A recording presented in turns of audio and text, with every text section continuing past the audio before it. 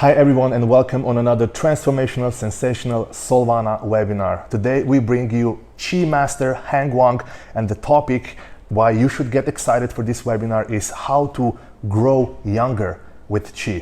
And as I mentioned, we have one and only Chi Master here today with us, and I will introduce him shortly. But for now, Wang, thank you so much for joining us. Thank you for having me. For taking your time out of your busy schedule, for coming down from Ubud in Bali down to Seminyak.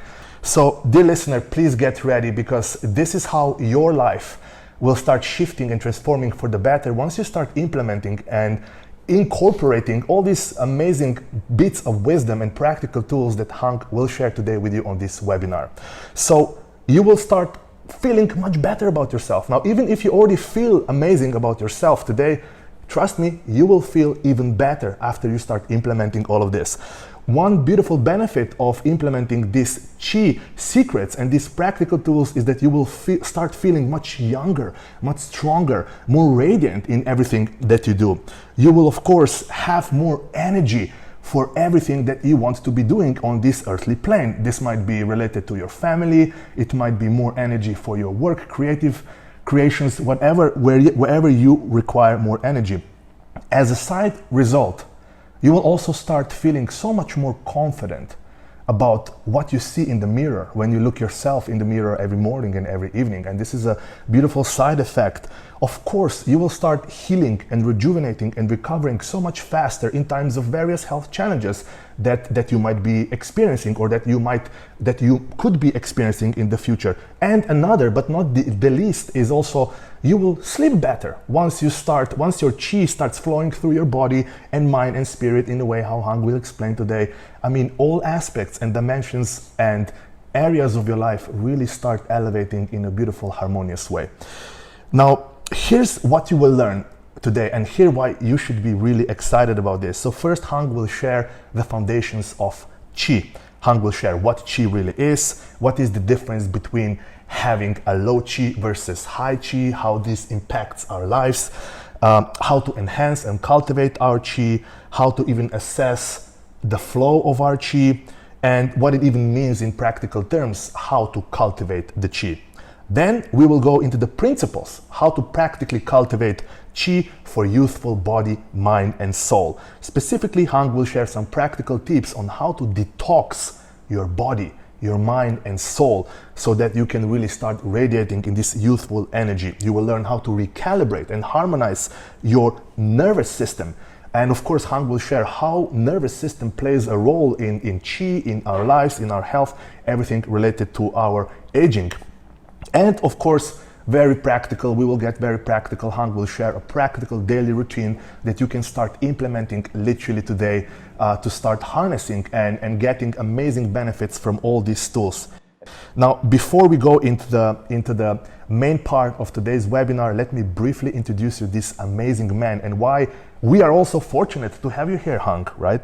So Wang is a Chi master. We are right now in Bali, in Seminyak. This is southern part of Bali, and Wang lives in Ubud, the epicenter of spirituality. Wang is also considered one of the leading healers here in Bali, which is known also as the island of gods. So Wang is really a special and unique human being, and thank you once again for being here with us. Wang also has over 30 years of experience with various Eastern healing arts, primarily bordering on Zen and Taoism, and this is where Chi is the foundation primarily of Zen and Taoism, right? And what's also interesting is not only Wang is working with people one-on-one and having online programs, but Wang is also the CEO of Ming Herbs. It's basically a company producing also and also delivering to the world amazing herbal health supplements. I'm actually using them. Thank you for sending them to me, Wang. Amazing. Welcome, Wang. It's so good to have you here. Thank you. Yeah, happy to be here. Yeah. And as I mentioned, I want to share a very interesting story why we are really so blessed to have Hang here together with us here in the southern part of Bali. So when I flew here to Bali, Ashtara, who is head of our programming and literally the chief decision maker in terms of deciding which authors do we bring to Soulvana by Mind Valley, which you probably know is Mind Valley's platform for advanced spirituality. So Ashtara one day literally comes to me and says, Clement, you should meet this Hang Wang, right? And of course, everything that comes from Ashtara, I take it very seriously. You know, she enjoys a high level of trust. And I said, okay, let's meet this Hang Wang, right? And of course, Ashtara shared me how amazing he is, how experienced he is, how working with him, with Hang helped Ashtara also. So okay, let's meet Hang since I'm here in Ubud, right? And the funny thing is, when we connected with Hang, when we connected on WhatsApp, and we set an appointment, when do I visit Hang? Hang actually sends me a WhatsApp message with 11 photos with arrows detailing the exact pathway and the route how to actually find and reach Hang's place, because Hang's place is so deeply somewhere in the Ubud that you cannot even find it on Google Maps. If I would use Google Maps, I would actually not be able to find it. So I literally had to drive with my motorbike, park my motorbike somewhere in the town, then I literally had to follow the photos and arrows on. When you come to this temple, turn left. When you come to this tree, turn right. And then you will see 2 stairs. Go left and go right. So it took me roughly 15 minutes of journeying and adventuring in this junglish environment. Finally, I reached Hang's house and actually had to call you on, hey, Hang, I'm somewhere here. Where are you? And then we finally connected. So in short, Hang's place is very hard to find. So that's why we're so grateful to have you here. We will go into the topic of Qi very shortly. But first, Hang, let's cover one very interesting topic. A common misbelief people have. All of us, we were kind of raised into how a misbelief about aging, that as we age, as our number of years increase, how our bodies degrade and how we get older and just lack of energy, right? So this is how we were raised up. So why do you think is this a misbelief? Like as we grow and age, we don't necessarily have to get older, right? Well, the aging process can be slowed down quite a bit.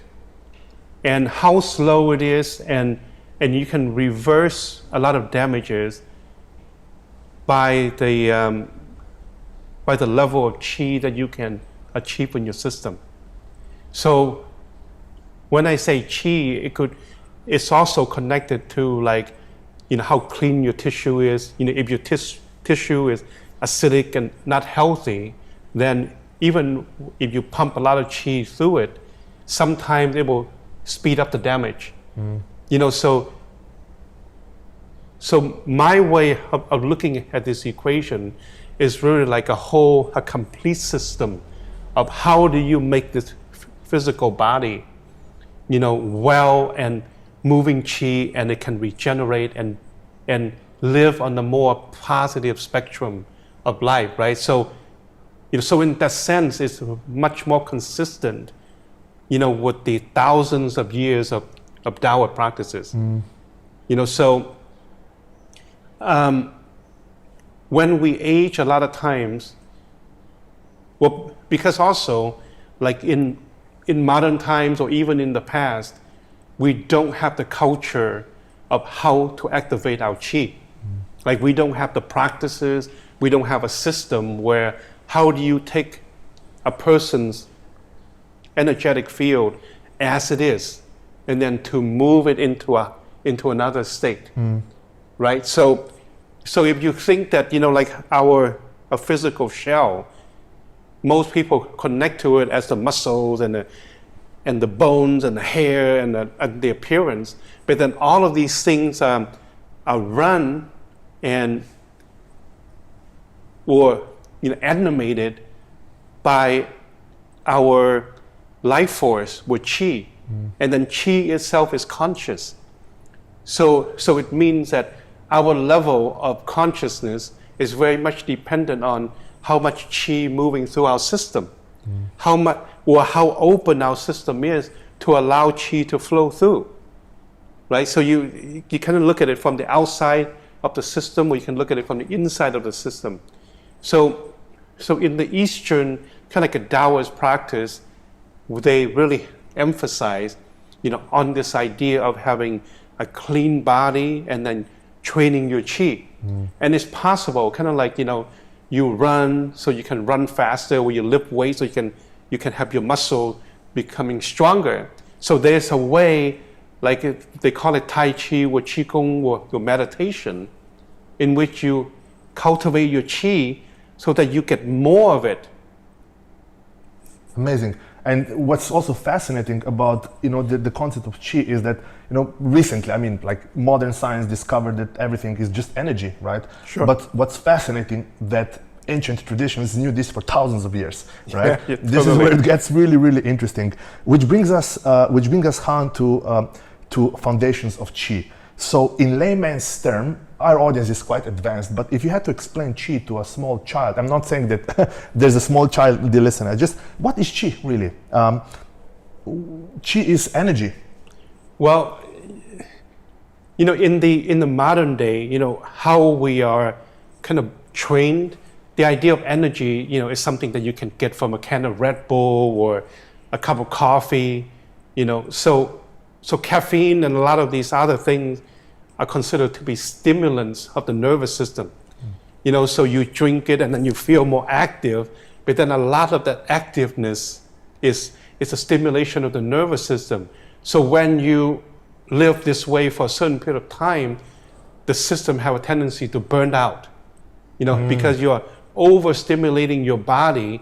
It's kind of like when you don't have enough financial resources, you charge on your credit card, right? So you may need like $50 to live for today, and you use your credit card, but it's only $50 a day. But if you look over a period of months and years, it accumulates. Yes, accumulates, and then the more that you drain your chi, the more exhausted the internal system become. And this inevitably leads to adrenal fatigue.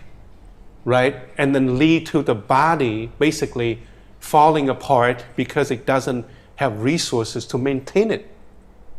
So, you look around the world, yes, we have more food, more nutrition, a lot better understanding of many things on how to take care of our body and all the supplements and all that stuff. Yet, human beings in general, many are just like aging much, much faster.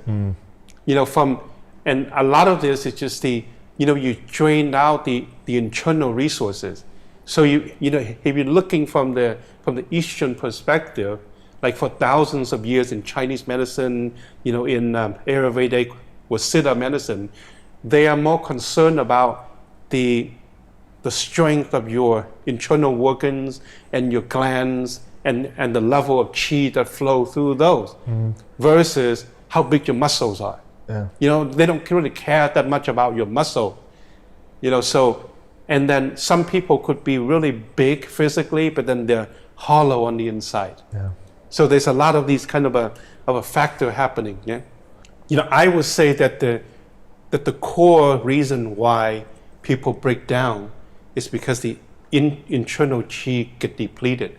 So if you imagine the human system, we're constantly being pressured by the external chi, right? What we see as air, like if you ask a clairvoyant or whatever, they can see like energy all around. So this creates like a pressure to push us inward. And then the internal chi create an outward pressure. So similar to a balloon, right? When the balloon is fresh, when you're like a baby, a toddler, and then grow up to be like the preteen and in the teenage years, if you look at them, like they're plump and fresh, sometimes not in the flesh, but they just have that feeling. Even if you cannot see energy, you can see that children to a certain age will feel more expanded. And then, and then life becomes stressful, and then, maybe the eating habit and lifestyle kind of have its years of of taking a toll, right? And then our hormonal system peaks at about 17, 18 for women, and then men is like 20 or so. And then after the hormonal system peaks, then it starts to go downhill. And then this downhill depends a lot on our lifestyle and our stress level. So these are the things that when you go downhill steeply because of life stresses or lack of nourishment, then that's when people's body start to age and break down. But then a lot of it is just like the qi, because qi is more than just qigong, right? The quality of the food that you eat, the quality of the air you breathe, all bring qi into the body. The people that surround us. Sure. The work that we do. Yep. And even like the house that you live in. Environment we live in, everything. Basically everything is energy, right? Yes. Everything boils down. So a lot of it is just like awareness. If you pay attention, you will intuitively know how everything is. And then from awareness, then you can take steps to improve your situation. Now let's go to the principles. So actually, how do we cultivate qi so that we remain youthful, so that we remain strong and vibrant and radiant, right? So one topic we have here is detoxing. Detoxing our physical bodies, our mind, and our energy. Perhaps any thoughts on this? How can we, what is even detoxing? Any practical tips? How can we actually bring this into our daily lives? Yeah. A lot of people live in cities. A lot of people have, quite fast-paced tempo. Any practical advice on how to bring the power of detoxing into our daily lives? To be healthy, like to be radiant and then youthful and all of these things, it's a lifetime of work. It's not something that you can just pop a pill or like cleanse for one week or 1 month or even 1 year and then thinking that, oh yeah, I'm good for life. Because constantly, like our world nowadays, we are bombarded with many types of toxicity. It's unavoidable. So, and the other thing to keep in mind is that the mind, the emotion, the body, the subconscious, and then your spiritual self, all link into one system. But then you experience it in the physical body. So what I do, like in a healing session, is working through the physical body and the energetic body, but then it affects everything. So if you look at it on the same token, all your life experiences, especially the ones that are a little bit more intense, have a tendency to be held in the physical body itself. For example, childhood trauma. Yes. Unhealed wounds, again, from the past, any emotional trauma, like somebody betrayed us or it's not that people hurt us, but all the past, all the stuff that happened, perhaps parents did something or did not do something, yes. Breakups in relationships, all of this literally is somehow connected with this. Yes, and all of these things actually create stagnation in the system. When we don't have a chance to release it. So a big part of the journey, in a way, to wholeness is to find ways to work all of that out. To in a way, cleanse yourself. Yes, you cleanse in many ways. So that's the essence of detoxing, in a way. Like yes, cleansing yourself on a physical level, on a mental level, on a spiritual level. All this, let's call it unpleasant, garbage, energetic, that's kind of draining, depleting our qi and yes. life force energy. Yeah. If you look at it from the perspective of Chinese medicine, right?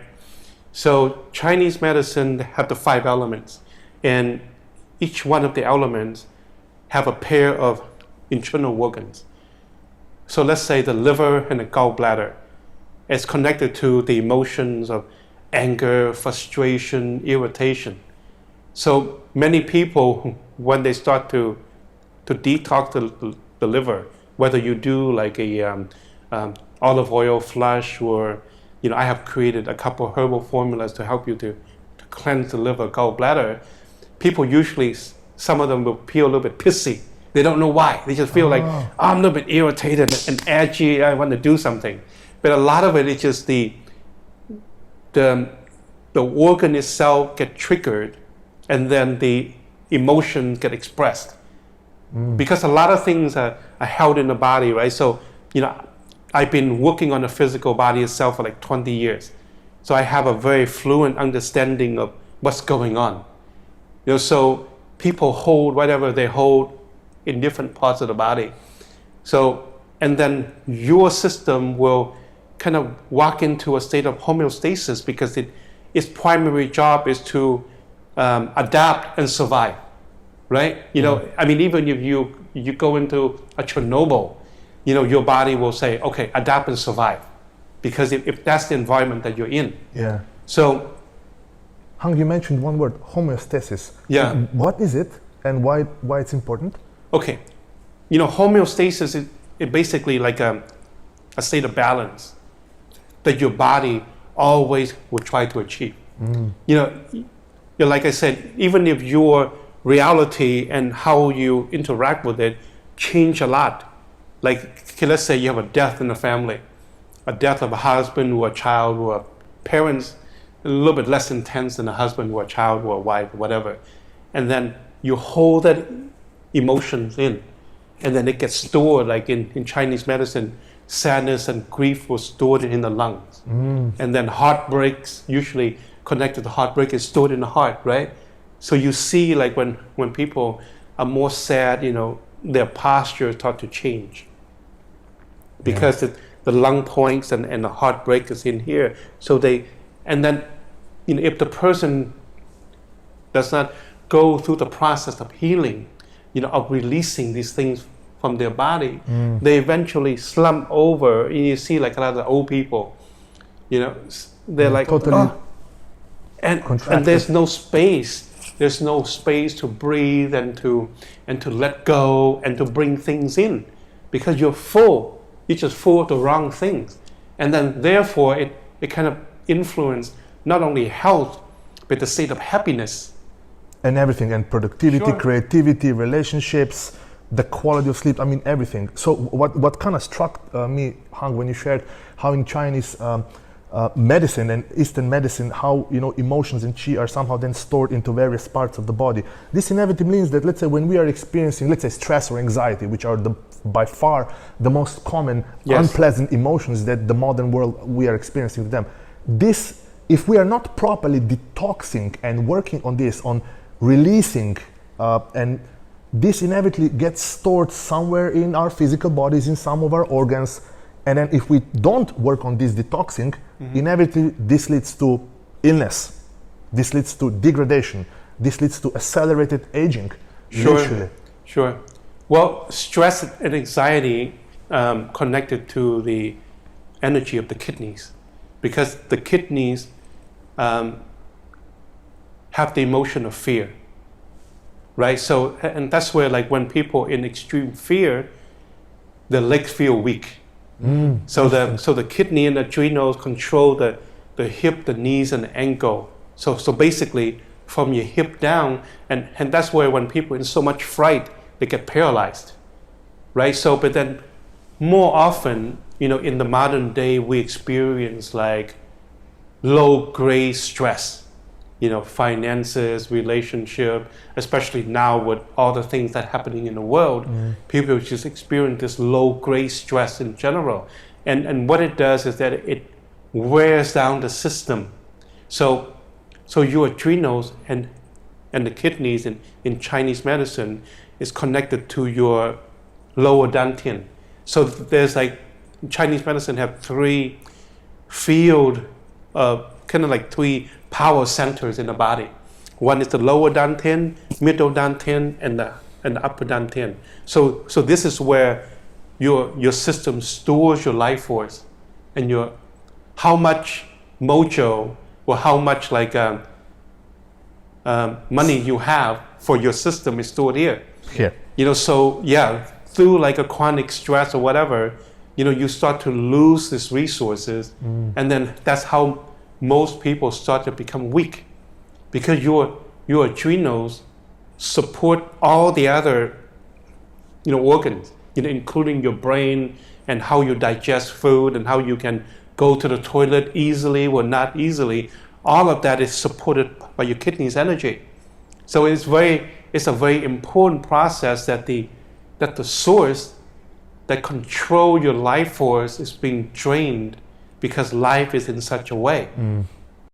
To kind of reverse that, yes, you do the nutrition, you do the herbs, and you do the qigong, and then you do the relaxation. And the other factor that many people don't really pay attention to is like, it's a little bit deeper, a little bit more subtle. It's a little bit more difficult to do because at every moment we feel so invested. It's that the idea of living according to where your heart wants to take you versus like where your mind wants to take you, and that is a very, very difficult process for people to kind of like make that leap, because however your lifestyle is, you get comfortable with it. Even if it's full of struggles, you get comfortable with it, right? But then when you step into this heart space, your heart is a little bit more quieter, and like, oh, I'm here, but I know that I should be over there. And that's how it was in my life at the crossroad where I needed to move into the healing field. Somehow, at that point, I have no idea where it's going to lead me. I have no idea if I can make any money doing it. And especially like in an Asian culture, it's considered to be like a lowly kind of a job of prostitutes and all that stuff. You know what I mean? So there's that kind of societal stigma. But then somehow I feel like that's where I needed to go. Well, actually, it started in 2008, 2009, where I was in South America, I was in New Zealand, just exploring where else I can live. And it brings a certain amount of like adventure, a little stress, a little of that kind of unknown. But I knew, in my heart that I need to make a move. So by about 2010, I basically just like sold whatever little thing that I have. I packed 2 big bags and I just left. I didn't even have enough money to buy a one-way ticket to India and a one-way ticket to here, to Bali. At that time, it was my family that was helping out, and then they said me, if you need to come back and don't have money, just call us, we'll buy you a plane ticket. But then I knew when I stepped out of that house that I would not come back in that way. Because something in my being feels so sure that it will be an adventure. So I just took off, and then adventure. And then it just lead like, I ended up in India, in Oroville. I was planning on staying there for 6 months. So in the first month, I was like, okay, I'm just gonna meditate and not doing anything, right? So at the end of that month, I dig into my pocket. I had about 400 rupees left. That's not $400. That's 400 rupees. Well, yeah, 400 rupees is like good for like 2 cheap meals. So I thought, okay, I need to work. Then I started to make a bunch of posters, and I put them all over, Oroville. And then like within the first week, I made like 12,000 rupees. It's about like $200 or something like that at that time. But I felt rich. So anyway, food and all that. So then I kept working for like those whole 5 months. And and then, I don't count money, and I just take the money and throw it into my drawer and shut it. And then, once a week I'll count them and whatever, to get them organized. But then the universe just kind of provides along the way, right? So I came to Bali for the first time, spent, all the rupiah and whatever, and then I went to Zurich because a friend of mine came here, helped me to get things settled, so I can do like a workshop over there and work. So you flew from Bali to Zurich, to Switzerland, Zurich. Yes, and I didn't have money to pay for the plane ticket. And even Zurich itself is a whole different cost of living. Yes, it was huge. But in my mind, I didn't know how expensive it was. I just know that somebody gonna help me to get there, and I'll get there and see.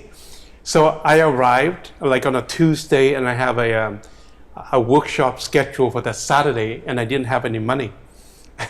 So basically, I just ate whatever her ex-boyfriend at that time, brought for us, and I had water, and then he was living near like this beautiful lake and park. So I ended up like doing a lot of Tai Chi at the park. I didn't eat much, but I had fresh water and Tai Chi. And it was still cold, and I didn't have a pair of shoes either. So I was basically wearing sandals in the rain, in the European May weather, kind of a cold. Yeah. But I was cool, So it's just like it. Sometimes, there's a certain spot along the way that's not easy. But then if you maintain an attitude at whatever life circumstance you're in, you will pull through it, and then you will go into another kind of a space where things seem to be better and better. When energy moves into the system, when the body becomes more open, it's the nervous system that is the interface. Which brings us to the nervous system, yeah. Yes, and then it translates into everything else. When your system becomes more open, you would naturally feel more chi flowing. Mm-hmm. So your nerves has to adapt, right? Kind of like if you want to run a marathon, you should start to walk and train, and then these type of training going to make your muscles stronger, your tendon and your bones stronger, and your lungs stronger, right? So in a way, in the inner path, because chi is infinite, so your body is constantly adapting, to this kind of inflow, and a lot of what spirituality is, it's not mental. See the problem with the New Age, how I look at it is that the inner process become not an inner process, but just a mental process of talking about these ideas and all these things. But then the actual inner journey is very much flesh and bones and meat and potatoes, or arugula and tomatoes and whatever, you're a vegan, So it's just like one of those things that you feel in your flesh and concrete. So it's like we are spiritual beings having a human experience, and this human experience is somehow manifested and experienced predominantly through our physical reality, in a way. It eventually comes... Well, it's kind of like a person sitting on the edge of the beach, looking at the ocean. Like, wow, such nice waves, and the sun, the light reflecting. But then what that is like, using the mind, trying to experience the beach and the ocean and the wind. But then if you dive into it, then you feel the ocean within you, right? And the deeper you dive in, you feel the ocean more. You go into the depths, like the stillness and the beauty and everything else that come out, because you don't really know the ocean until you get in there.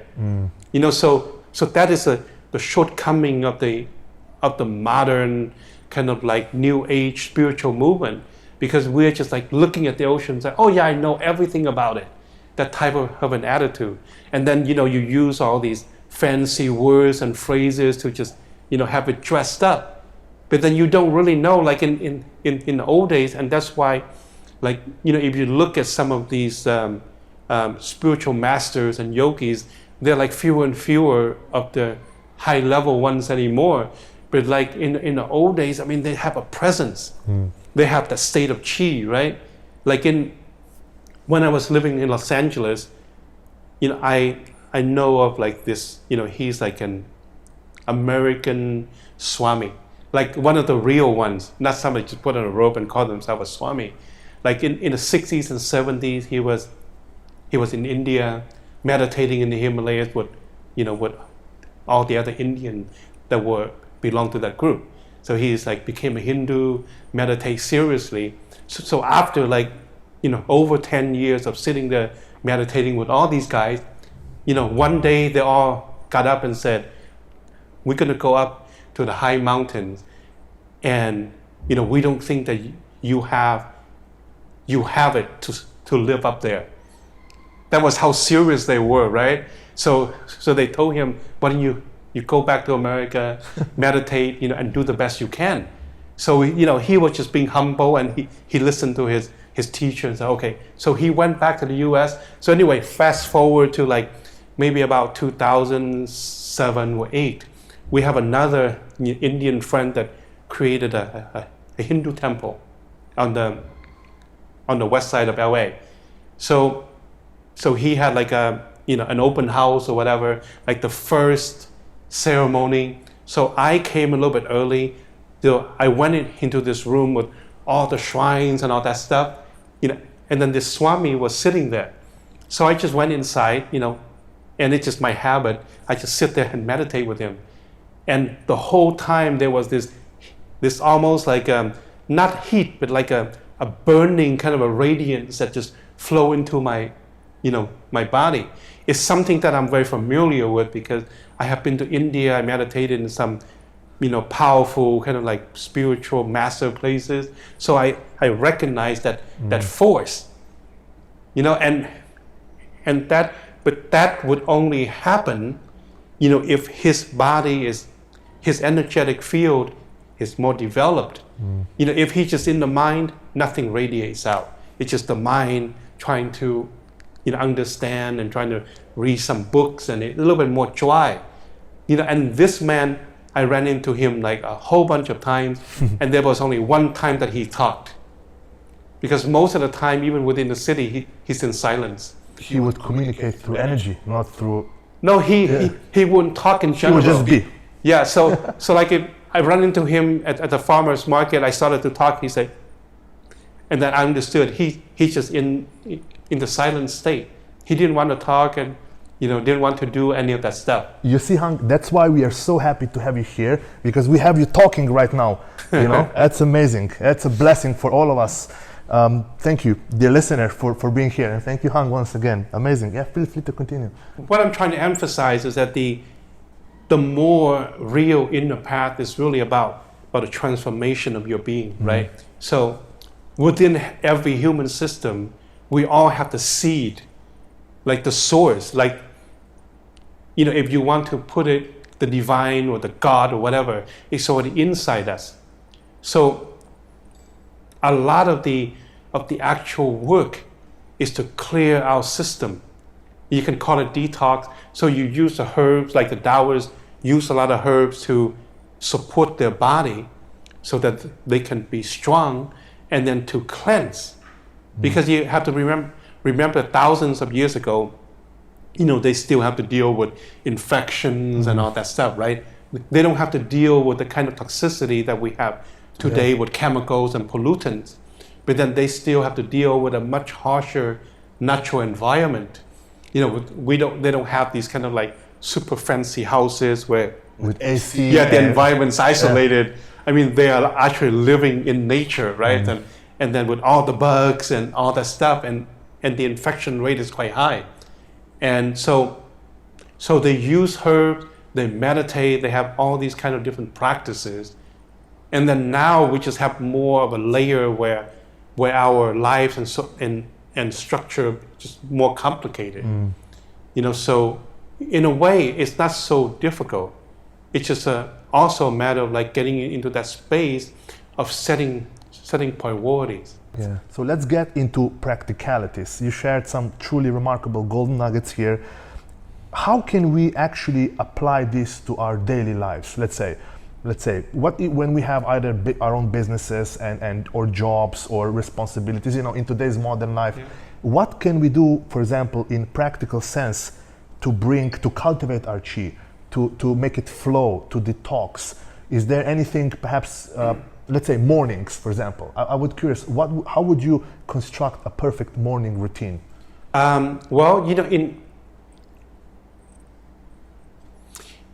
In a sense, all the practices could be simplified to the point of stillness. So it goes that, if you can calm your system down, getting into a deeper state of stillness, then your chi will start to move naturally. And when the mind starts to move and the emotion get involved, then the chi becomes fragmented. So the idea is to spend a chunk of time, whether you have 15 minutes or half an hour or 2 hours or half a day, to just make some kind of a space for your own practice, right? Have a space in your home if you haven't done it already, just for that purpose. To connect with ourselves, to connect with our chi, to enter this element, what you call stillness. Yes, and it's relatively easy in a way. So there are like, different type of techniques. You can focus on your breath, and within Qigong itself, if you understand standing in the pose, like in Qigong, there's a pose called Wu Qi, right? Wu Qi is basically standing, but then you're standing in such a way, in such a posture and alignment that Qi start to flow. So it's a natural thing, because like I was saying earlier, the human system already got everything in it. So all we need to do is to put our system in that space, and it automatically knows what to do. That is a thing that is, because it's so simple, that we have a tendency to go for the stuff that's super complicated, and we want to do some mental flips and dives and this and that in order to get there. But all you have to do is let go, and then just be in the space. I mean, even if you have a candle in front of you and you focus on the candle and trying to smooth things outward, like don't allow thought to come in so much, which is observe your thought to flow through. So these all by themselves are just simple techniques that you use to get the mind to become focused. You can focus on anything, your own breath, your navel, your hands, or whatever that you choose to focus on, even to have like a droning sound or some music to focus on at the beginning. The idea is to get your mind to become concentrated and then focus on something. And then once it get into that habit, then you just do it automatically, because everything is already there. So once you become still, Qi will start to move. So once we become still, Qi starts to move. Yes. And is there any way how we can feel that Qi is moving through us? Are there any indications? How can we know that, it's moving? Well, the feeling aspect of it is like dependent on our sensory equipment, right? A lot of people don't have the habit of listening. If your awareness is more projected outward, then you will not be able to so well listening to your being. So if you have your eyes closed and the environment is more soothing, then you can start to go inward, kind of like that state before you fall asleep. Where you're like, it feels so good, and you can feel your body more. So that is the state that you can kind of make yourself to go into. And the key is that we do this ideally daily. Even if it's only for 5 minutes or 3 minutes, just attain stillness, and inevitably Qi will start to move, and this is one of the simplest way to cultivate our Qi. Would you say so? Yes, and that's only the idea that I convey to students in my classes and my clients. You don't have to do anything complicated to affect that thing. And then in terms of your sensory equipment, right? Because life, with all the traumas and all the stress, push our awareness out of our body. So with like the simple techniques of breath, which we will share some of it in the different module, we start to get into our system, right? Because breath is very important. When we experience trauma, what happens is that the mind and the body become fragmented. It's just a form of adaptation. Because if you experience pain, you don't want to be full on present and experience all the blows. So the instinctual thing is to get out of the body and let the body experience what it does without the mind getting too involved, to reduce the intensity of the experience. Like you may observe people getting in a car accident. Yeah. Like the first thing that they do is they run out, and then if you ask them, hey, are you okay? But it's like, yeah, I'm good. And then when they go home, that's when they become relaxed, and that's when they feel the pain in their body, right? Oh, my lower back, oh, my neck, or whatever. But at that moment of adrenaline and that kind of a white out state, you don't feel anything. Same thing with if you observe people who experience a death in the family, they have that dazed look, that kind of a shock look, and you don't feel the pressure. And then in the modern society, we're not taught to express it either. We just hold it in to be brave and to be normal. Especially men, usually. Yes, right? yes. Like when I was in India, maybe 2 or 3 years ago, we were driving on a road, and then there was like an accident. And then the wife was killed by a bus, right? And then the husband, he was like in such a amazing primal state. I wish I could just record that to just show like this is how human grief get expressed. It's like it took like almost 10 guys to hold him down because he was just like bawling and screaming, and it's like in the top of his kind of like a primal animalistic state. But I bet you anything that after he experienced that, his nervous system can come back into some kind of a balance. Whereas if he held it in and said, oh, it's okay, then the nervous system get all messed up inside. And then it's very, very difficult afterwards to bring back the old nervous system because this one been so altered. Yeah. Hang, let's talk briefly about, you mentioned the nervous system. So I'm curious for you to share what role does nervous system play in our lives and how it's connected to Qi, and what can we do about it to really cultivate and harmonize our nervous system? Sure. It plays a phenomenal role in how our body function in general. And let's go back a little bit, right? So your adrenals control the autonomic nervous system. Autonomic nervous system consists of the sympathetic nervous system, the stress, fight and flight mode, and then the parasympathetic. So many people that experience trauma cannot go back into the state of parasympathetic. So like this is like the background noise that most people experiences, right? You have stress from your daily stuff, the children, the money, and what have you, or the worker, the boss. This is the outer stress. But the thing that drives it is the trauma that you stored in the body. Like the way that your father may have scolded you, or he said, oh, bad girl for doing this and that. So these, and then you go to the other extreme of molestation and rape and all these things.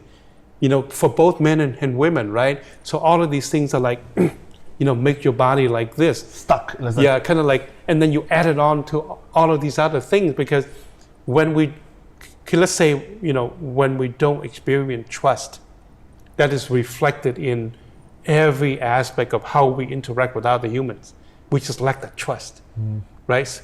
And then that is also coming from, because our nervous system is not balanced, it's harder to tap into this intuitive spiritual state that is naturally our part of our process. And of course, if I have to come down here and then do an interview or do other things, my body will just make the hormones, and then you come and you get it done or whatever, and then you move on, right? But then when this has become like a natural state all the time, and I cannot go into that state where like, relax, chill. It's that when you're relaxed and chill, that's when you come into contact more with your heart space, that intuitive, kind of like that the God within in a way. And that's where like people who cannot relax, cannot go into the deep state of meditation because the nervous system just doesn't allow it. It's just going crazy all over the place. It's just messed up. Yeah, and your mind just like... Yeah. It's like a crazy monkey jumping back and forth. And also what is crazy is that when a person is in sympathetic dominance, you don't digest well, your liver doesn't work properly, the stomach acid is not as available, and you cannot poop properly. So, if you look at modern day, like one of the top probably like 3 or 5 symptoms that many people have, digestive system is all messed up. So when you cannot digest and absorb food, how can you be nourished? Yeah. I mean, you can eat the best supplements and herbs and food and whatever you can, but then if that is not translated into your cells, you're being slowly starved, right?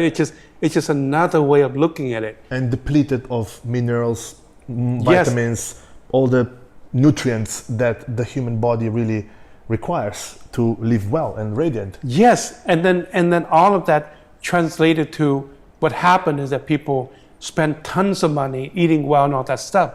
Yet, if you look at them 5 or 10 years down the road, they're still depleted. So very tricky system. So like healing, it's not about you have a symptom and we solve the symptom.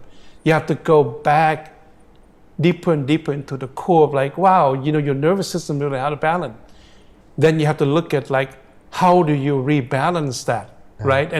And that is more connected to, my work in the, with the human body, right? So the nervous system, if anything, is like one of the most challenging things that people face. And it's not so easy to kind of reverse it, in a more or less in a permanent way, where it bring back health into the system, right? It influences like how you can tap into your chi. It influences the heart rate, everything, the blood pressure. I mean, everything. How we feel, how we think, everything. Yes, and that's where I feel like, some of the ancient ways of medicine, like Chinese medicine and Ayurvedic medicine and what have you, is finding its limits.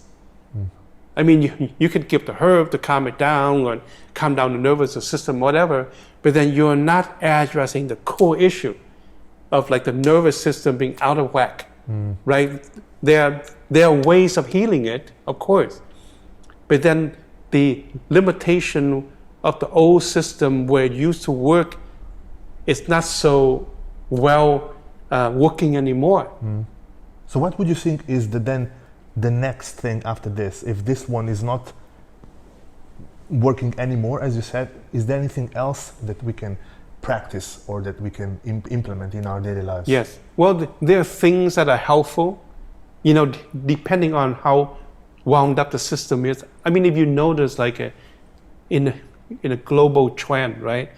Since the 60s or 70s, there's just a lot more healing modalities available in general. We were just talking to this couple. They were working with like how to heal relationships.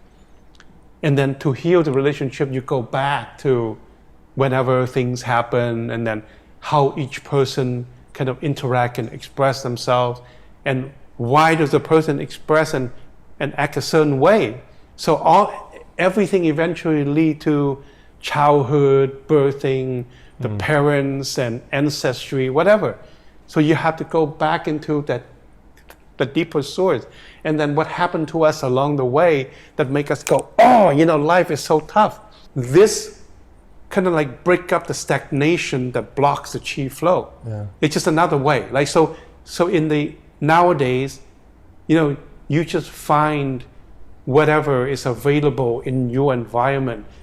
Because I feel like the most important thing is for people to set an intention of step into this process. And then once you're into the process, you kind of like convey to the universe, to find people that will walk into your life that would help you to move through it. And opportunities and events and synchronicities and Yes. inspirations to start eating more healthier, inspirations to stop doing something that might be depleting your chi, inspirations to start exercising, trying new spiritual practices. Inevitably, this leads to, in a way, like rebirth also. Yes, completely. And this is how that you can start the process, right? Because there's no fixed way. Yeah. Because we live in such a global world, everybody have their environment, and we all kind of come into contact with different people.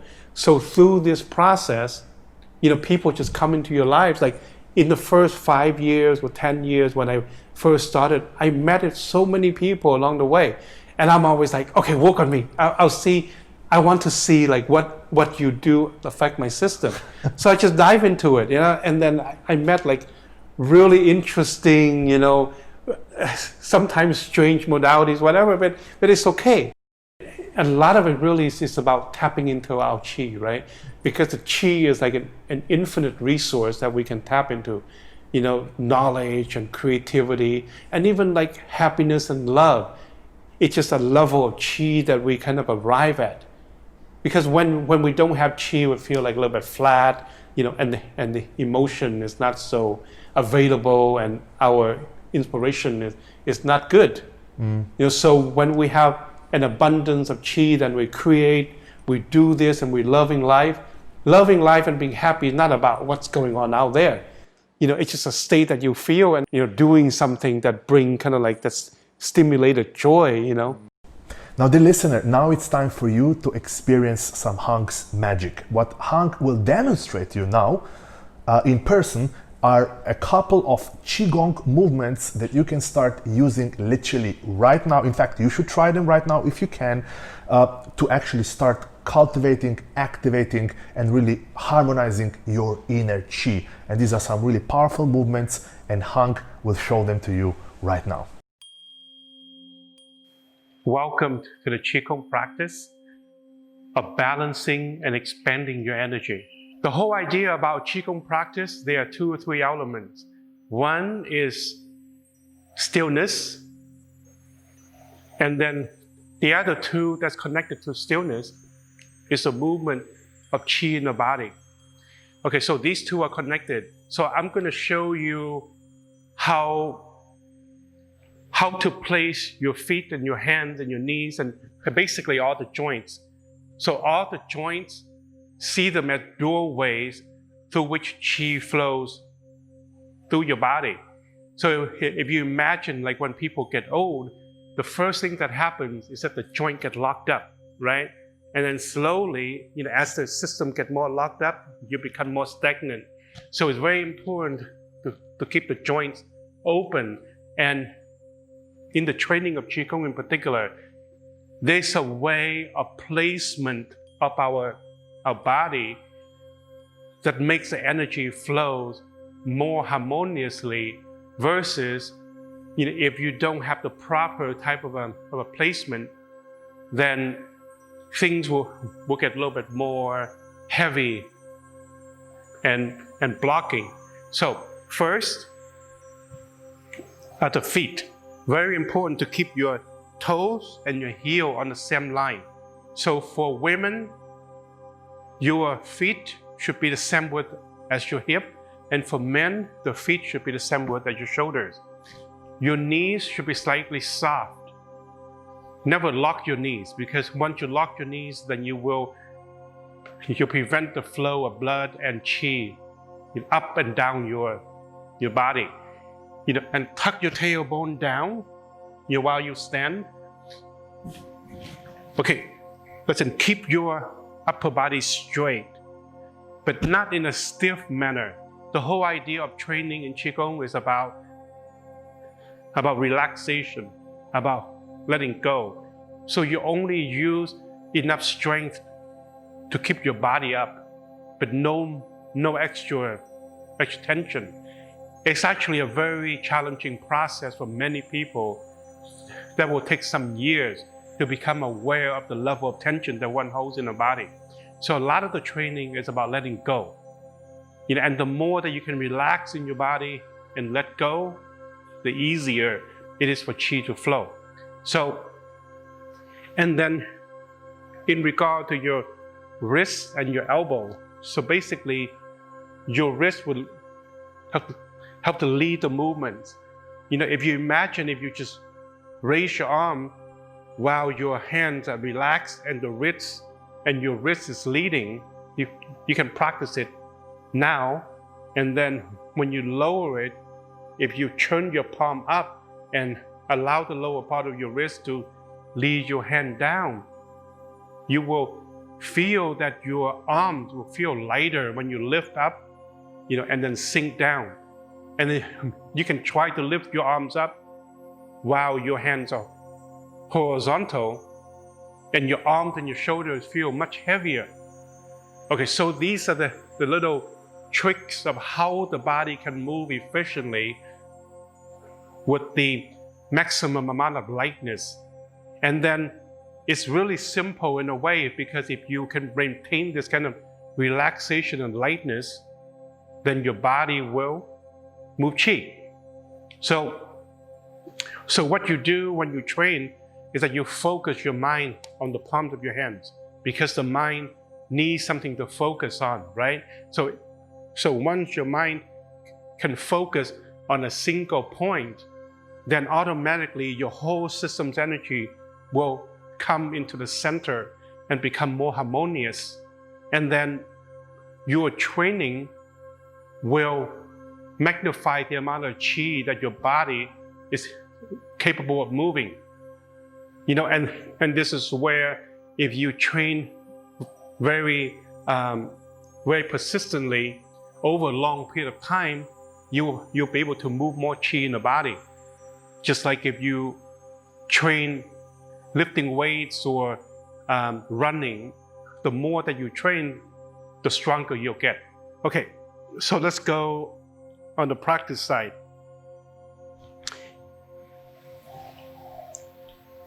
Because the practice of Qigong is very much yin and yang.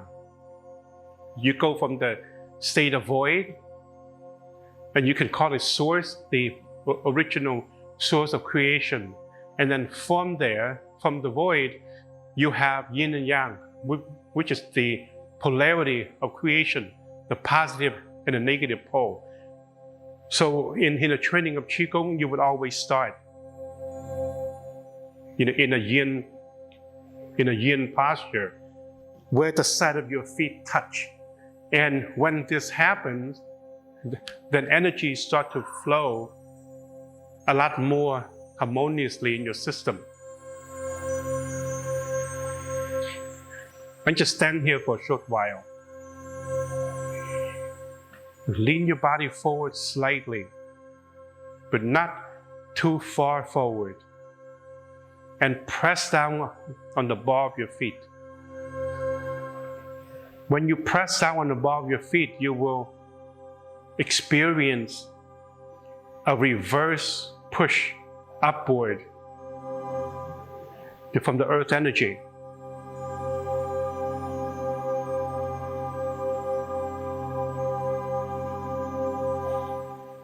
And take some deep breaths to harmonize your nervous system, and then to release whatever tension that you hold in your body.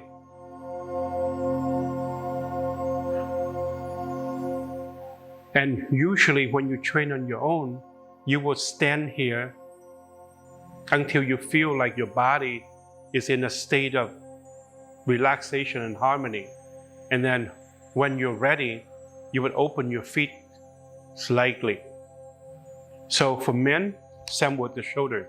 Women, same with the hip. So this first pose is called Wu Qi.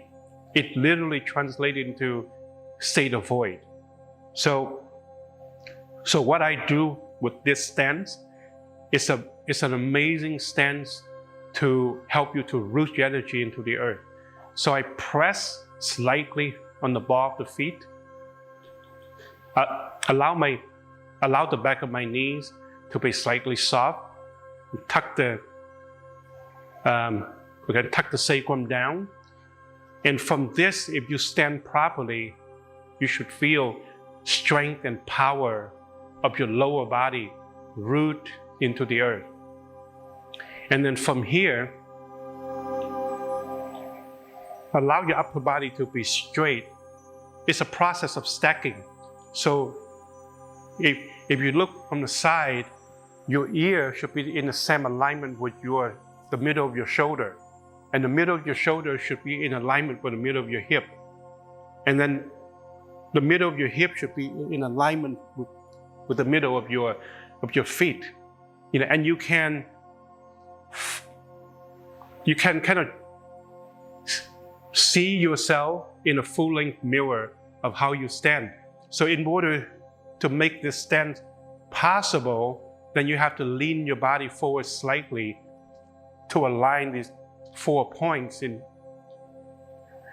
your body. So from here, I keep my chest open, and then I keep my scapula open. Don't do open the chest and close your scapula. Open both your chest and the scapula by rotating your deltoid outward slightly. Stand like a cowboy type of a thing. Here.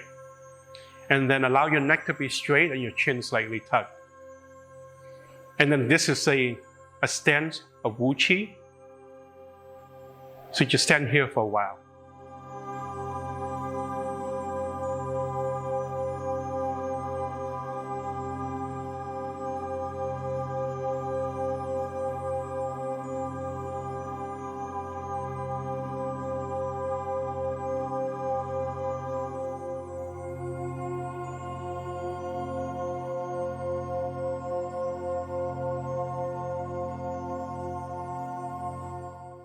And you can stand here anywhere from half a minute to about 3-4 minutes to wait for your system to come into harmony and come into balance. You will know the moment that you can slow down and become more quiet in your being, then you will feel all your energy to wanting to create that kind of a harmony in your system. And then from here, bend your knees, sit down as though you're sitting on a stool. And then from here, as you stand up slowly, raise your arms. Allow the wrist to be soft. And then when your wrist at the height of your shoulders, pull the wrist in toward you. And then at the end of this move, open your palms, sink down from the edge of your palm. Allow your palm to be open and active, but not tight. Sink down. Everything is relaxed. And when your forearms are horizontal to the earth, drop your wrists and then rise again. Rise. Pull your wrists in, open the palms, sink, and bend your knees. Sink down. So this is a whole body movement whereby sitting up and standing down, you're pumping the qi. And work to coordinate the movement of your arms with the movement of your legs.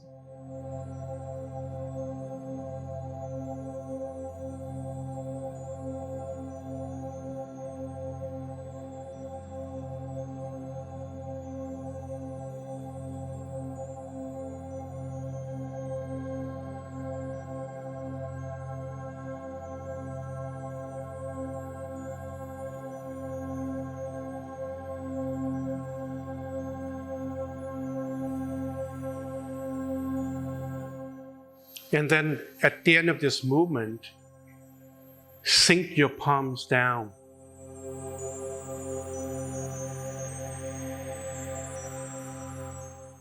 Press gently on the edge of your palm. Sink into the earth.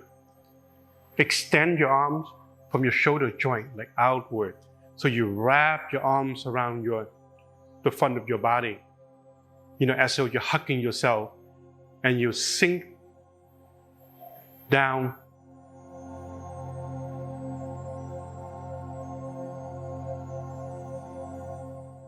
And just hold this pose for a while. Usually you can hold it for anywhere from 3 to 4 minutes to half an hour. If you manage to hold it for 15 or 20 minutes, or even 5 minutes, it'll move a lot of things in your system.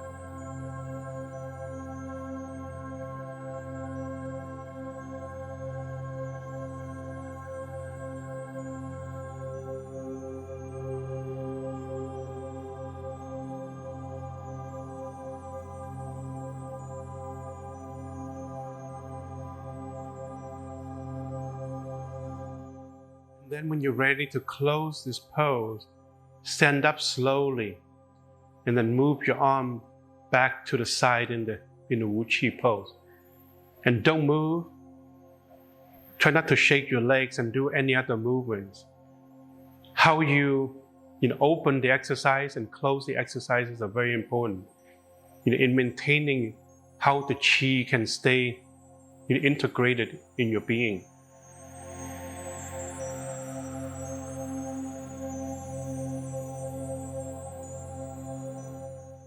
And go inward. Feel the flow in your system and just observe.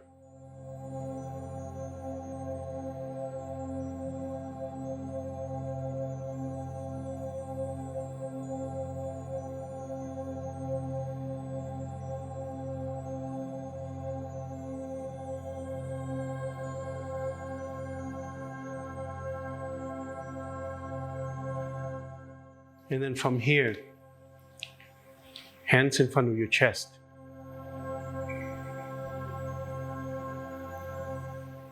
Open your heart center.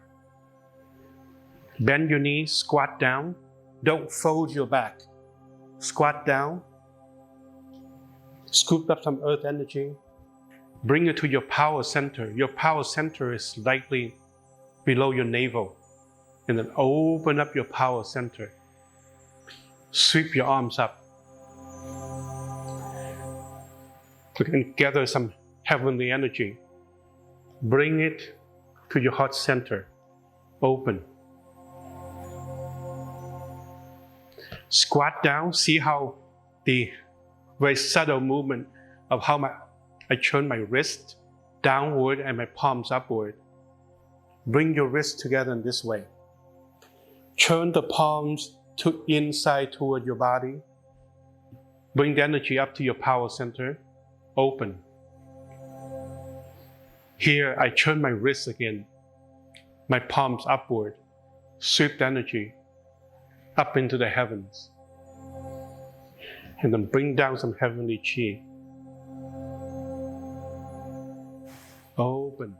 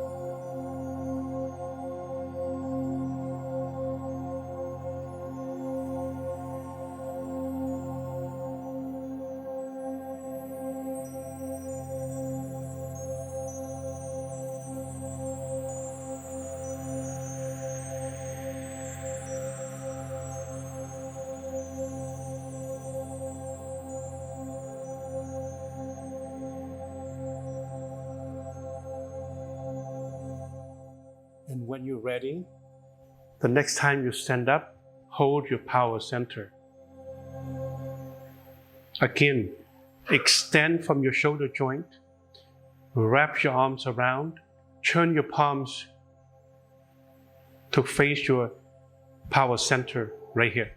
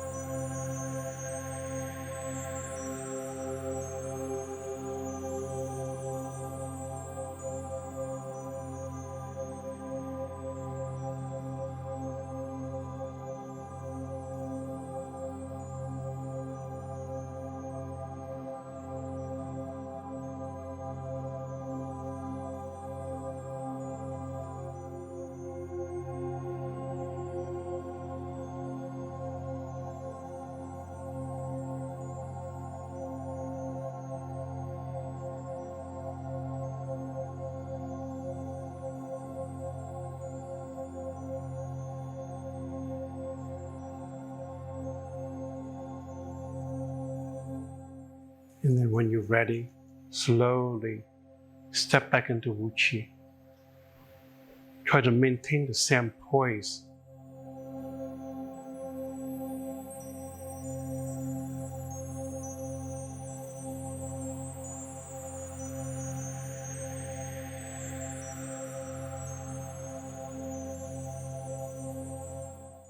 And then from here, right palm inside, left palm outside, hold your power center.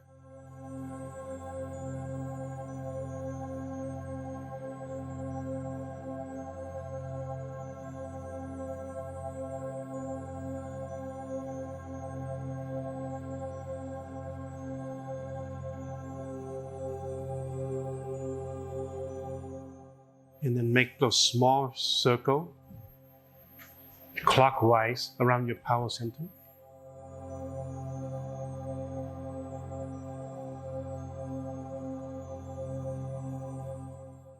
And then massage your whole abdomen.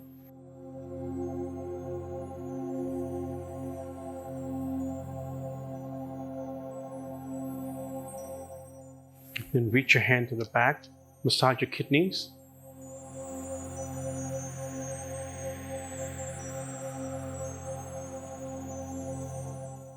Then sweep your hands behind your leg. Bring it to the center of the leg.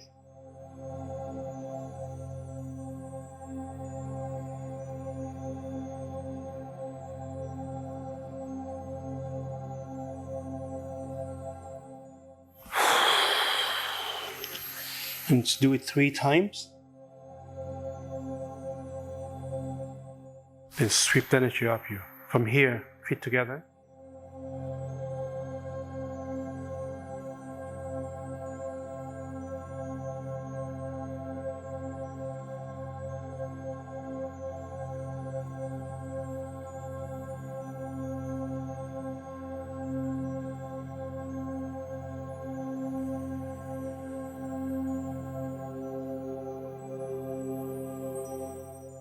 Okay, thank you very much. Welcome back, welcome back. I know you've been enjoying this amazing experience with Hank, and as you're slowly coming back, hearing my voice, I just want to ask you a few simple questions and just answer to yourself. Only you will know these answers. Would you say that this time spent here on this webinar with amazing Hank was a time well spent for you? Did you learn something new? Did you get any new inspirations perhaps? Did you experience or download any new aha moments? Did Hank inspire you in any way to really start connecting with yourself, cultivating your chi? And even more important, would you like to have Chi Master Wang himself guide you through an easy to follow system and process that takes maximum 20 minutes a day to really help you master your inner chi so you can really start living with radiant, vibrant energy and feeling better than any time before? Well, if you answered yes to any of these questions, we would like to invite you to Hank's brand new program titled Chi Secrets to Youthful Living, where, as I mentioned, Hank himself will be guiding you through an easy to follow process that you can access through your computer, tablet, or mobile phone, and you will start experiencing such a beautiful, profound shifts in your energy levels, in your health, in your well-being, how you sleep, your confidence, self-love, and all of this. Now here's the main premise of this amazing 1 month program. What you will learn here are practical tools and wisdoms that you can start implementing immediately to start creating what Hank calls a lifestyle, a healthy lifestyle that will really help you live with youthful, radiant, vibrant energy. Now, Hank, let's briefly review the curriculum of this amazing 1 month program. What are the modules and what we can expect to get out of each module? So there are 9 modules, and module number 1 is all about introduction to Chi and your eternal life force energy. Hank, what can we expect to learn here and get out of this module? In the first module,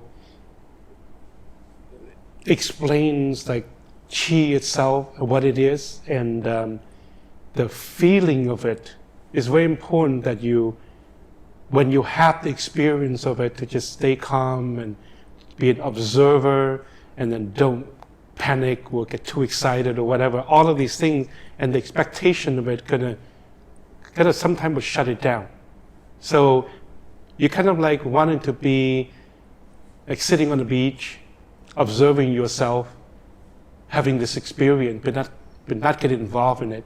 So just to have that kind of understanding of the process, and then to understand how Chi works and all that stuff is very important to kind of prepare your mind to step into the actual experience of it. Amazing.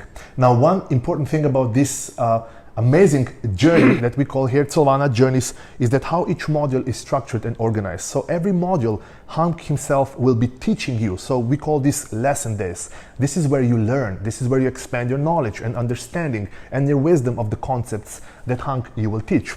But the beauty of every module also comes what we call practice days. This is where you will receive various meditation tracks, activation sessions, where Hank himself will actually be guiding you through experiential program, experience where you will be literally immersing yourself into, as I mentioned, a meditation experience where you will experience this knowledge, not just passively learn. And this is what makes this journey and all journeys on Soulvana so transformative, because not only you will learn, you will immediately start experiencing beautiful shifts in your chi and everything that really matters in your life, right? So module number 2, Hank, and this is a very interesting topic, is all about earthing. What is earthing, why it matters, and what can we expect to get out of this? Well, basically in the human system, the human body is like a tube, is where the energy of heaven and earth kind of flow through. And what happened in the modern life is that we live in a concrete environment, and we're not in touch with nature as much. So we reduce this a lot, will eliminate the earth energy flowing through our body. There's a frequency that the earth has. It's called a Schumann wave. And when we get cut off from the Schumann wave, then our body have a tendency to be out of balance.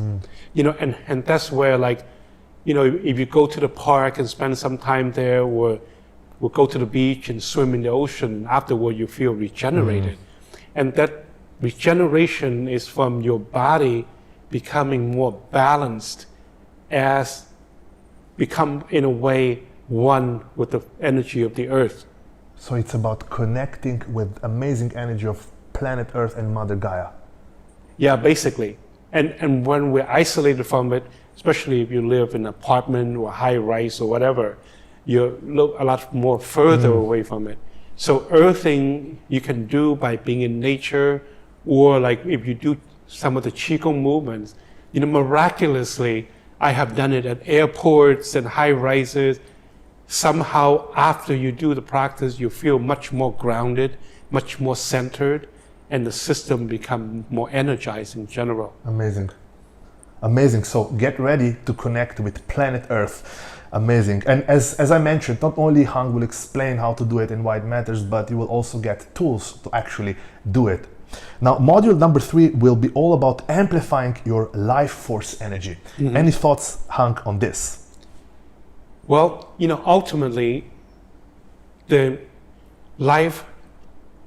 process of life, you know, if you look at it, is most people going from abundance to depletion, you know, in our health, right? I mean, we peaked hormonally and energy-wise like in the early 20s, and then we'll, you know, going downhill, just depending on the lifestyle and a lot of other factors, or even like knowledge of how to maintain the system. But then energetically, you can actually going from that peak into like much higher peak. So instead of going, when you reach a peak, typical how most people, instead of declining and going down as most people do, due to environment and society and lack of knowledge and tools, in this module we'll learn how to continue rising in a way and amplifying your chi. Well, you can learn all these really simple techniques. The one thing about technique is it doesn't have to be complicated. The idea is to get you into that space, and once you're in that space, your chi gonna have its own life, and then it cultivates you. You just have to be still, and then it cultivates you, right? So with age and maturity, it's actually you can attain more in that realm. Amazing. Now, module number 4, also amazing, clearing your energetic memory. What is this all about, Hang, and why does it matter, and what's the benefit of this? Well, it basically connected to what we were talking about, aspects of trauma or like health issues, stagnation in the body, where the body get blocked, where the chi is not flowing harmoniously, you know, where the mind is too much of a chatter, and the mental chatter most of the time is because the heart energy is out of balance, and a lot of time it is from the liver being too fiery. You see, the whole system is connected in a way, right? So the liver is too fiery because of the food that we eat and the stresses that we experience to make it fiery. Trauma, basically how I defined it, is the experiences that we cannot process at the time that it happened. You know, so when we cannot process it, then it gets stored in the body. Right? Something that I didn't explain in our interview is that when we store it in the body, it alters our mind, our emotions, and our chemistry. So then you go from the old normal to the new normal. If you don't release the experience, that new normal stays. And then you function like that. So if you look back in our lives of all these things that happened to us, we're like, whoa, you know, and that's where we kind of carried our burden of the past with us, right? So a part of being liberated without chi is you have to kind of like getting rid of the baggage in a way. Energetic baggage. Energetic, physical, emotional, mental, all of it. Amazing. Because everything is all connected, right? Now, module number 5 will be about optimizing your sensual energy. This is where it gets really, really interesting, right? Now we go into the sexual realms. Yes. Well, for men, if you observe, like even like the stats in the world, women outlive men by like 10, 15 years, right? One of the reasons is that men lose as much more inner resources. And one of the primary resources men lose, and they kind of like in Taoism and a lot of these, like even in India with the yogis, they kind of study this in a real way. So you lose your resources through ejaculation for men. So the semen is very precious. So in that module, we talk about the three treasures of Chinese medicine, which is Jing, Qi, and Shen, right? So it's a form of cultivation where your energy rises, and then you kind of arrive at a higher state of harmony in the Shen, in the heart, mind, in the spirit. But then you need Jing, right? Jing is like the hormonal, the juice of life in a way, the resources that you need to cultivate to improve your qi. So anyway, it's just it's a way of how to go about it in a smarter way, so that you can live life without being drained. Amazing. In a sense. So how to, in a way, harness our sexual energy, either if we are men or women, how to harness sexual energy to really support our intention to live youthfully and in young, vibrant, radiant energy. Yes. Yeah? Module number 6 will be about improving your circulatory system, muscles, and bones. Yes. This is a very important thing in the modern day. A lot of the health issues coming from the blood being too stagnant. And a lot of people actually have some kind of a blockages in the arteries where it's low enough so that you don't get like a stroke or whatever, but then it's high enough of a blockage where you start to lose function. Circulation, and when the blood flows, it brings nutrients, it brings qi in a way, and it brings oxygen, right? To just nourish all your cells. But then if you have like a partial, low-grade kind of blockage, what usually happens is that you have less oxygen and less nutrient. Therefore, the parts in your body that get blocked have a tendency to lose function. So, if you have blockages up in the head, like your memory become a little bit challenged, and your level of concentration was not as good as it used to be. Well, it's important because the vitality aspect of it, the health aspect of it, and even like the spiritual aspect of it, depend a lot on how your blood flows, because blood is life itself for humans, for all animals actually. Module number 7 will be about connecting with the Earth and cosmos. Now, this is where we go a little bit intergalactic into the cosmos. Yes. Can you share a little bit more? What can we expect to get out of this module and why this is important? Well, the human system is basically a microcosmos versus the macrocosmos. And the barrier that we have between these two realities, is the stuff that the practice and the spiritual path hoping to dissolve, right? Once your system it dissolves of this barrier, you are basically floating in the cosmos. You become infinite in a way. Yeah, you become one with it.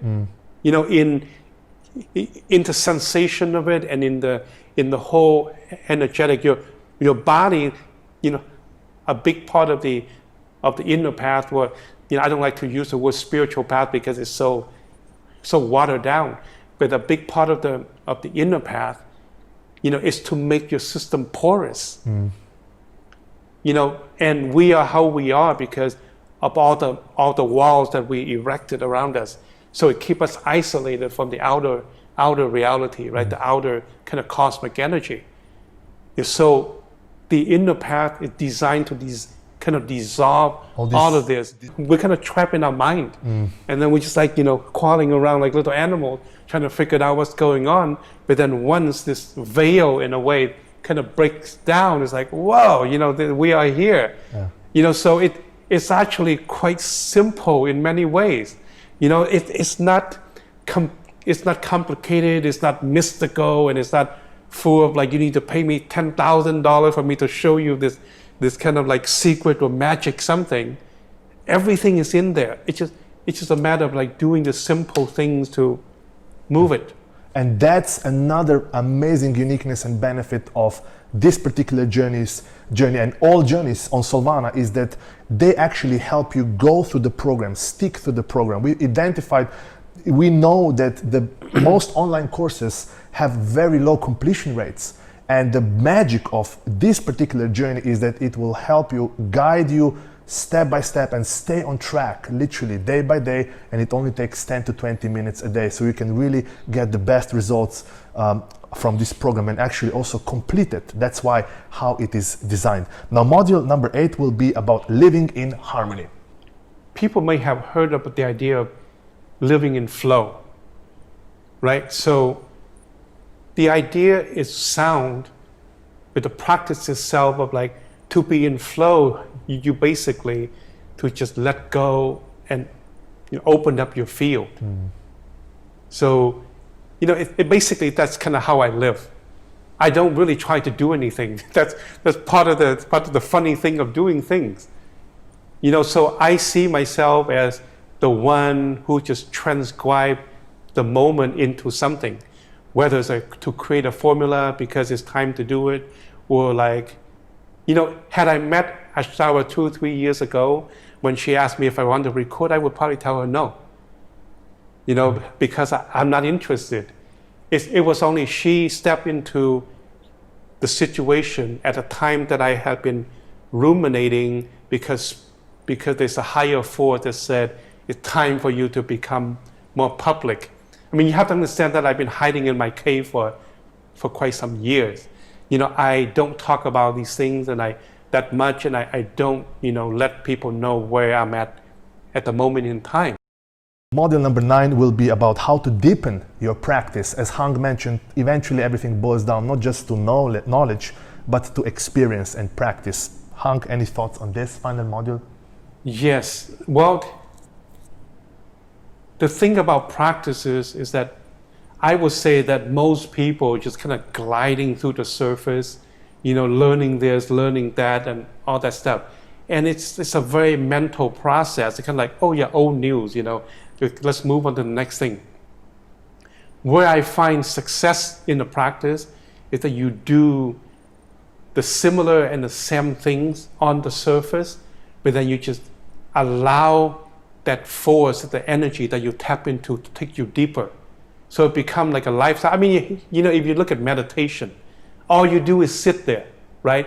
But then within the time lapse of the experience of where I am now meditating, like my experience is very different from when I was even a year ago. And a lot of times I was thinking, wow, how is it possible that the experience is still new? Because it's so infinite, and then the chi or your being, whatever that unfolds at that moment, that beyond your mind, take you into that state. And all you ever do is like just be an observer of the experience. Because if you try to like force an experience, it will never happen. I can guarantee you that. So you just need to step back and then doing basically the same thing, and then churn the things that work for you, whether from this module or some other teaching, and then make it your life experience. And you don't have to do new things. I mean, I have students that are like, oh man, when are you going to teach something more advanced? And I didn't want to tell him, but I thought, you don't need anything more advanced. If you can master the simple things, you're already there. But that's the thing, right? So it took me like 15, 16 years of practice and training. I was learning all these things that they're really cool. But then at the end of the day, you figured out all you need is like a couple simple things. It's not, so what happened is that people have a tendency to learn things horizontally. And you can spend all your life learning this and that and that and that and that. But then it may or may not take you into this vertical kind of experience. And the vertical experience, you don't need to do anything different. So this is where we need to master simple things. Simple things. Amazing. Yeah. And what's amazing about this journey is, as I mentioned, Wang is literally distilling and bringing together, as he mentioned, 15 years of experience, over 15 years of experiences into a condensed 30-day program that will help you really skyrocket your energy levels, your chi, your self-love, confidence, energy. I mean, it's just amazing. Which brings us to the best part of this program, Wang. Now, as Wang mentioned, he doesn't quite often publicly appear in front of cameras. And literally, we had to bring him here from Ubud to Seminyak to film this webinar and create this amazing journey for you so that you don't have to fly to Bali, right? Now, the best part about this program is that if you wanted to hire Wang, for example, or fly to Bali or experience similar benefits or have similar program, you would literally have to pay or invest thousands of dollars to get the same benefit and experience this. Now, the beauty of this journey is that the enrollment price is not $2,000 or $1,000. The retail price is only $695. Now, as you probably know, if you've been watching some of the webinars on Soulvana, it is in our tradition to reward you for you taking the time to attend this webinar, allocate your time and watch this. And as such, you just unlocked a special enrollment discounted price that you will see here below this video. Please do not close this page because this special enrollment discount is available only here on this page. And this enrollment discounts lets you enroll into Wang's 1-month class journey for only $299. Now, here's even better part. As you probably know, you are fully protected with our unconditional money back guarantee and refund policy, which simply means in practical language, if you're not happy with the program for any reason, simply visit soulvana.com/refund or send a short message to our support team at support@soulvana.com and you will get a full instant refund. So you don't even have to make up your mind right now if this program is for you or not. Simply click the link below, you will see it, add to cart, enroll into the program, try it out, and be amazed how your life will start shifting for the better. And as I mentioned, if for any reason you decide that this program is not for you, simply let us know and you will get a full instant refund. Wang, any final thoughts perhaps before we close this amazing webinar? I would say that I hope you take advantage of the class and how it's structured. I think it'll create a lot of understanding in the inner process in general, and with a lot of the inner kind of trainings in a way, there's a basic understanding that we all have to attain, so that we don't lose time kind of like buying into all the things that may not serve us as well. You know, I'm not saying that you have to do everything that I'm showing, but I'm just saying that there's an information in it that perhaps can increase your IQ in terms of this aspect of reality. You know, it's very important because from where I'm looking at it, if you're serious about self-improvement and your inner path, what you have a tendency to lose, that I see a lot of people doing, is that they lose time. Most people have strength until 50 or 60 if they do things properly. And when you go beyond that and you don't have the inner strength to make the changes, then the whole journey is over. You know what I mean? So the best time for people to make changes and adapt to like new situations, like most of my clients, between mid-20s to early 40s, like the ideal age where you have certain level of maturity and the body is still healthy to make the proper adjustments to move forward. And to ensure that we create a lifestyle of a lifelong, vibrant, health and useful living. It starts now and today. Yes, it's just one of those things that once you get into the habit, like, you know, I wake up now, my mind is like, okay, when am I going to go up to my tree house to meditate. That's just like an automatic. When do I do this and that as part of my practice? So I don't really, so it's not anymore about, going away to a retreat and hide out in a cave somewhere. We take whatever tool that we have, we find the best tool that we can get and do it here and now in whatever environment you're given. Amazing. And then out of it, you'll be surprised at the small thing that you do that can move you forward relatively quickly if you're sincere about it.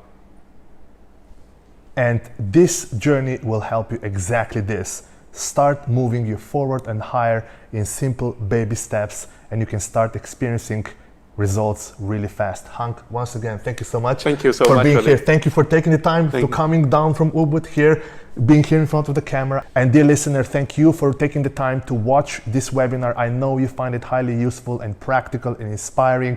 So the next step, as Hank mentioned, the time is right now, here in this moment. Simply click the link, add to cart below, start your journey knowing that you are fully protected with our unconditional money back guarantee, and we will see each other in the warm-up section of Hank's next 1 month program. All the best, and we will see each other very soon. Goodbye.